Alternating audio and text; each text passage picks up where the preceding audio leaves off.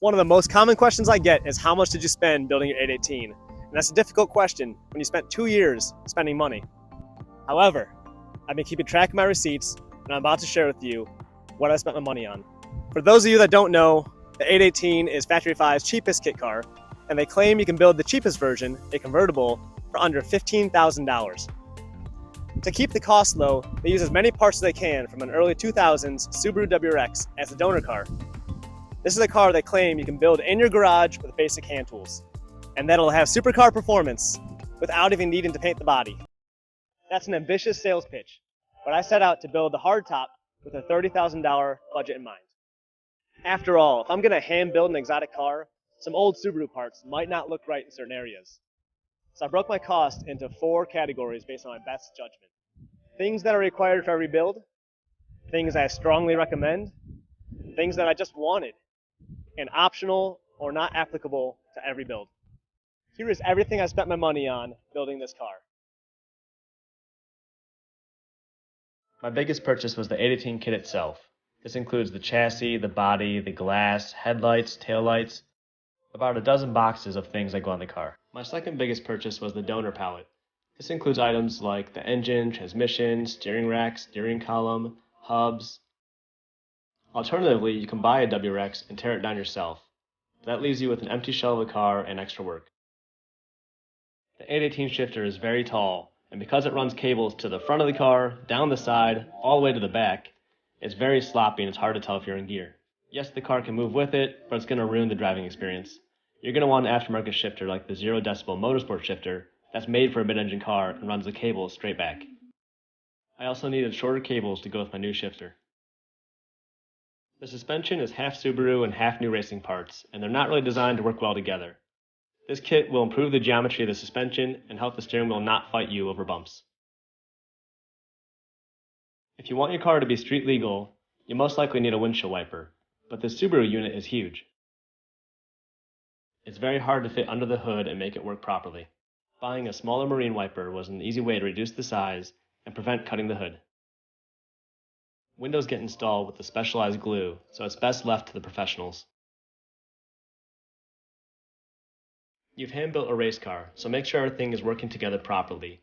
Maximize your traction, allow the car to drive straight, and make the driving experience overall better. When it's time to get a title and plate, you'll pay a percentage of the value of your build in taxes. $500 is conservative, but you'll buy a million little things along the way, like hardware, adhesive, and gaskets. I'm already at $25,000 for things I think every build should require. Now let's look at things I strongly recommend. Depending on the year of your donor WRX, you will have skinny 6.5 or 7-inch wide rims. They will not be up to the task of getting power to the ground. Even my wider 8.5-inch rims have trouble. You're in a race car made of thin aluminum panels and an engine 1 foot behind your head. Anything to reduce rattles, heat, or noise to you will be appreciated. To make working on the wiring easier, it's best to remove all of the OEM sheathing. But when you're done building the car, you're going to want to protect your wires, and a black sheathing is nice to hide everything and protect it. Soldering and heat shrinking hundreds of connections can be time consuming. Solder seals save time by doing 3 things at once. Just a few seconds with a heat gun, solders 2 wires together, shrink wraps them, and glues them in so they don't get pulled apart. It's a good idea to do the timing belt while the engine's out of the car. When the engine's back in the car, things get pretty tight against the back firewall. The oil pickup is known to crack in these engines, causing the engine to lose oil pressure, so upgrading to a killer B1 is a good idea. Replacing the thermostat while the engine's out of the car is much easier. This is for cheap peace of mind that your car will continue to cool as optimally as possible. The Factory 5 fuel tank has been known to fit poorly, leak, and sometimes rust. Buying a high-quality aluminum fuel tank is a good idea for added safety and years of trouble-free use. The improved fuel tank did require me to buy a few special fittings to make it work. Even with my upgraded shifter and shorter cables, it took a lot of fine-tuning to get my shifter to feel just right and catch all the gears perfectly. The 0 decibel motorsports bell crank allowed me to make lots of small adjustments to get the shifter just right. The insides of the fiberglass panels don't look great. Covering it in something like bed liner makes a major improvement. I used pretty expensive bed liner, but I don't think I had to. It's amazing how much potential is still hiding in these engines. My car picked up 17 wheel horsepower and 37 wheel torque. Those are decent improvements, but the real improvement is the drivability and area under the curve. There is so much more power on tap at all times, and all this power comes on at a lower RPM. The stock Subaru seats are thick and sit really high. Installing racing seats will allow you to sit lower and they'll hold you in place better. Engine compartments are hard to keep cool, especially when they're in the back of the car and don't see a lot of fresh air. Using a heat wrap on the exhaust can greatly reduce the amount of heat transferred into the bay. And we're already at $30,000. These next items aren't required to build an 818, but they're things that I liked, or improved things that I didn't like so much. I got my 818 kit delivered, but you don't have to. Factory 5 also allows you to come pick up the kit yourself if you prefer. You could also pick up your own donor pallet, or if you bought a WRX to tear down, avoid this cost altogether. Your donor will come with a steering wheel, but it's large, doesn't look good, and gets in the way while working on the car. My smaller quick-release steering wheel also gives me more legroom. My donor pallet was missing mirrors, but I was going to buy these anyways. They just look cool.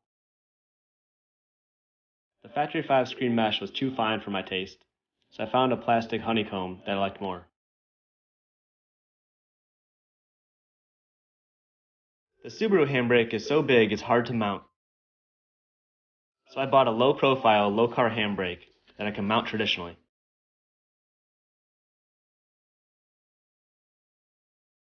Factory 5 gives you large chrome hood pins for a lot of the body panels, which I don't like the look of, so I bought some low-profile, quick latches to hold the body panels down. The hood has a hinge at the front, so I only used 2 at the back to hold it down. I used 4 more at the back to hold the hardtop down.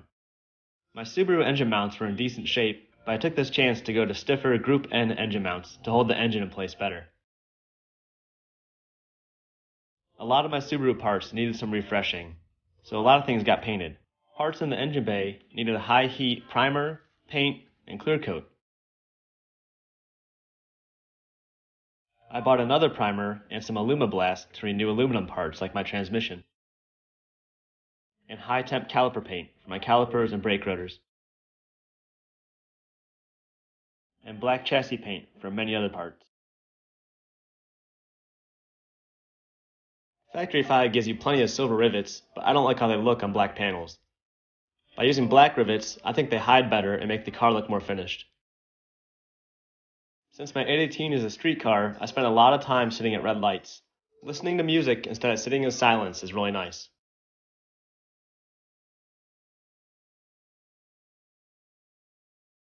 By using this hood hinge kit, I was able to use 2 quick latches at the back of the hood, rather than 4 bulky hood pins. It not only looks cleaner, but now I don't have to find a place to set my hood if I want to work under it. The turbo can get very hot, especially if you're tracking the car. So covering it in a blanket can help heat from being transferred into your engine bay, and it matches the exhaust wrap pretty well. We're up to $34,500. All these next items are optional or may not apply to every build. You can use your old pads and rotors, but there's a good chance you want to replace them. My suspension was old and stubborn, so I tore both of the boots on the ball joints trying to get the suspension apart. My wheels aren't chrome, so chrome lug nuts didn't look right. Black lug nuts definitely look better to me. The Subaru fuel system has a filter in the tank, but my aftermarket fuel tank didn't have one, so I had to add a fuel filter in the engine bay. I bought the Cobb tuner to check diagnostic codes, turn off engine lights, and tune the car. But a few years ago, Cobb started limiting the things you can do yourself, so it no longer does all the things I need. I've been using ROM Raider instead ever since. You can use the seatbelts from your donor, but my pallet was missing them. My donor pallet was also missing an interior mirror. My engine came with an aftermarket air intake, so I needed an extra elbow to make it work. Since my 818 doesn't have anti-lock brakes, you don't need the ABS sensors. You can leave the old sensors in the spot, or remove them and cover the hole with these plates. Factory 5 instructs you to hack up the OEM radiator mounts, but these look better to me. Have you ever tried to get your phone out of your pocket while sitting in racing seats? It's not pretty. Cup holders can hold your phone, a bottle of water, or you have somewhere to put your drink when you go pick up lunch. Vinyl wrap was a cheap, easy way to finish my interior. I found one that has a leather grain to it to make it look more finished.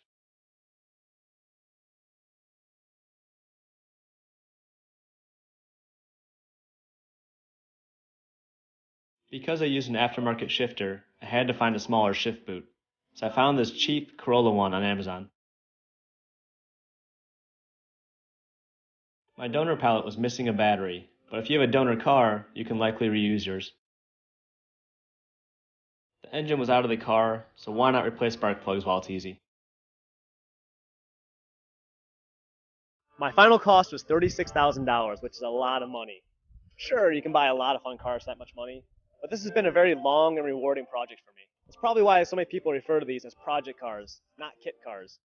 It's already given me 2 years of entertainment just by building it. A lot of the things I learned building this car can be applied to future projects too. Plus, you won't see an entire row of 818s at any car shows. Trust me. But for now, I'm just going to enjoy my hard work and drive the unique race car that I built myself. Thank you so much for watching, and please check out my other videos.